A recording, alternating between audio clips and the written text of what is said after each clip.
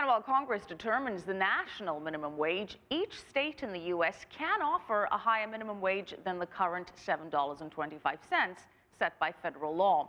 But that still doesn't mean that workers think it's high enough. Craig Mauro explains.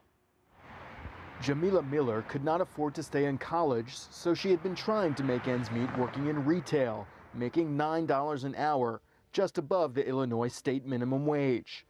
Her employer could only give her part-time hours.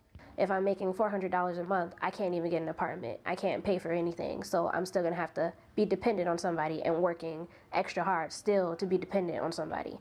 Have to pay my phone bill, have to start paying loans on my school, paying off the loans for my schools. She earns so little that she can't afford her own apartment, so she stays at friends' houses while looking for a better job and applying to beauty school. But she says $9 an hour, even full-time, would not be enough. That's still not enough. I mean, it's much appreciated, but it's still not going to be enough. Nobody can survive off of $9. Until recently, Miller worked at a lingerie store, part of a large national chain.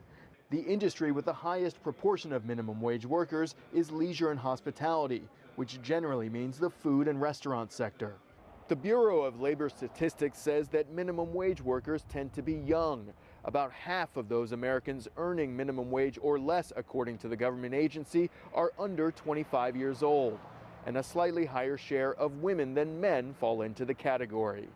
In Chicago, Jamila Miller and other retail and restaurant workers have formed a labor union that stages marches and rallies. They're demanding what they say is a minimum livable wage of $15 an hour, much higher than what President Obama is proposing. We took a look at a measure of what it would cost or how much you would need to earn in order to meet your family's basic expenses without resorting to public charity or private charity, public assistance. Employers here say such a hike would kill their businesses.